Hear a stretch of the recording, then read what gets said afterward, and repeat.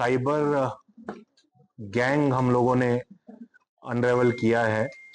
Cambodia based cyber crime का एक पूरा गैंग का पर्दाफाश हुआ है, जिसमें हम लोगों ने 3 लोगों को गिरफ्तार किया है। इससे पहले एक को और हम गिरफ्तार करके भेज चुके हैं।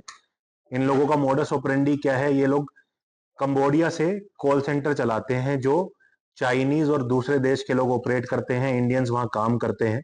अलग अलग प्रदेशों के जो इंडियंस हैं वो वहाँ पे लोकल लैंग्वेजेस के लिए रखे गए हैं या ऑपरेटर हैं।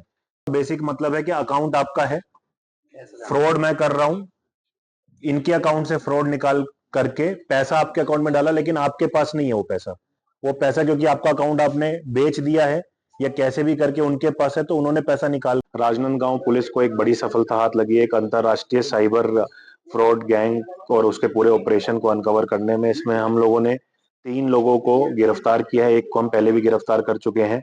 इसमें श्रेणी कुमार उर्फ अजय मेहर, ये वलसाड गुजरात से इसको गिरफ्तार किया गया। शुभम तिवारी डोंगरगढ़ राजनांदगांव, दीपक नरेटी मोहारा राजनांदगांव, इन 3 लोगों को गिरफ्तार किया गया। इन लोगों के द्वारा 80 से ज्यादा बैंक अकाउंट्स जो म्यूल अकाउंट्स है उनको प्रोवाइड किया गया है। 10 करोड़ से ज्यादा की राशि इन अकाउंट में साइबर क्रिमिनल्स जो कंबोडिया में बैठ के ऑपरेट करते हैं उनके द्वारा इनमें ट्रांजैक्ट की गई है।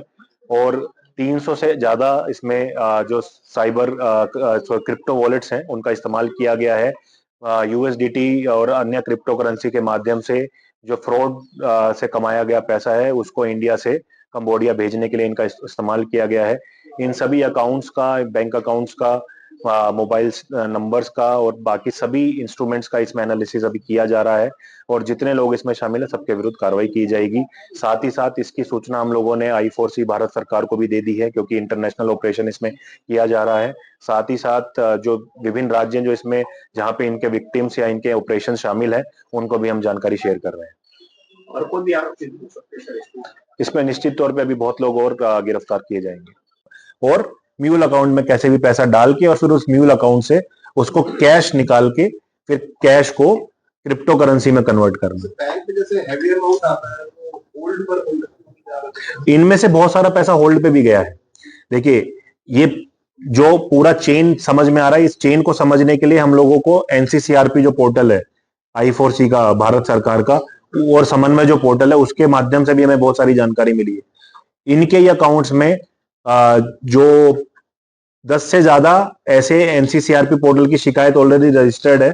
काफी पैसा इसमें ब्लॉक भी हुआ है। जो अकाउंट्स इन्होंने प्रोवाइड किए हैं उनमें से काफी सारे अकाउंट्स ऑलरेडी ब्लॉक में चल रहे हैं। हम लोग आपको जो बता रहे हैं कि इन लोगों के माध्यम से वो हो रहा है। कुछ अकाउंट में पैसा ब्लॉक हुआ है, कुछ में नहीं हो पाया क्योंकि इन्होंने पहले ही निकाल लिया, कुछ में पार्शियल ब्लॉक हुआ है।